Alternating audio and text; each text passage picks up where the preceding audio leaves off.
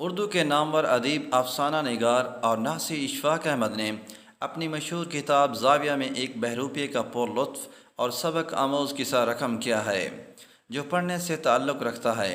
یہ قصہ مغل شہنشاہ اورنگزیب عالمگیر اور ایک بہروپیے کے درمیان ہونے والی گفتگو پر مبنی ہے۔ مشہور ہے کہ اورنگزیب عالمگیر کھیل تماشوں سے دور رہتا تھا اور علماء و قابل لوگوں کی محفل و مجلس پسند کرتا تھا۔ ایک روز ایک شخص اس کے دربار میں حاضر ہوا اور کہا، شہنشاہ معظم، میرا نام کندن بہروپیہ ہے اور میں ایسا بہروپ بدل سکتا ہوں کہ آپ جنہیں اپنے تبحر علمی پہ بڑا ناز ہے دھوکہ دے سکتا ہوں اور غچہ دے کر کامیابی سے نکل جانے کی صلاحیت رکھتا ہوں۔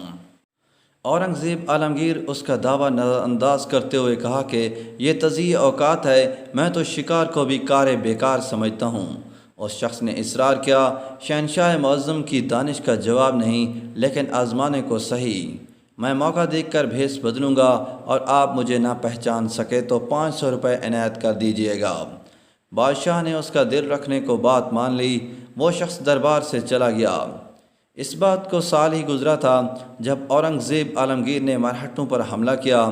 وہ اپنے مضبوط قلعے میں تھے۔ اورنگزیب کے لشکر کو مشکل کا سامنا تھا۔ لوگوں نے کہا، یہاں ایک درویش رہتے ہیں، ان کی خدمت میں حاضر ہوں اور دعا کی درخواست کریں تو قلعہ تسخیر کر سکتے ہیں۔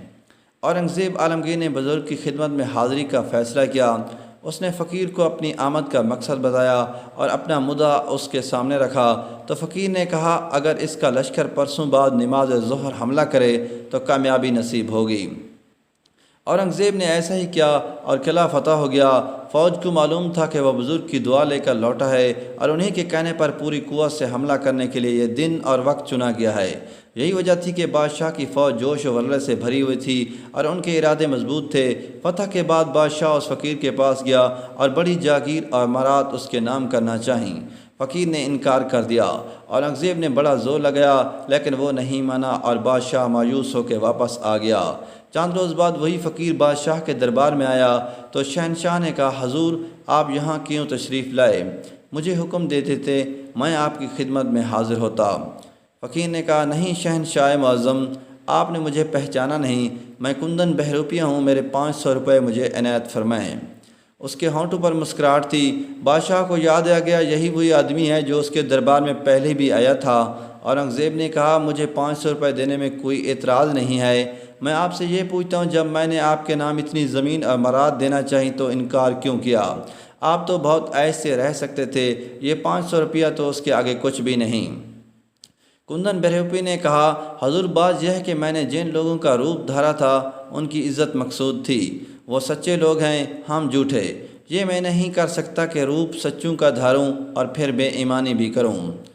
قصہ مختصر کے بھلے وقتوں میں لوگ کسی کا روپ بھرتے تو اس کے وقار اور ناموس کا بھی خوب لحاظ کرتے تھے اور کوئی ایسی حرکت نہ کرتے جس سے اس حقیقی کردار کی رسوائی اور جگ ہنسائی کا اندیشہ ہوتا۔ آج کل سچے اور کھرے لوگوں کا بھیس بدل کر ہر وہ کام کیا جاتا ہے جس سے ان کی عزت پر حرف آتا ہے۔ دوستو، اس طرح کی مزید ویڈیوز کے لیے چینل کو سبسکرائب کریں تاکہ آنے والے تمام واقعات آپ تک جلد سے جلد پہنچتے رہیں۔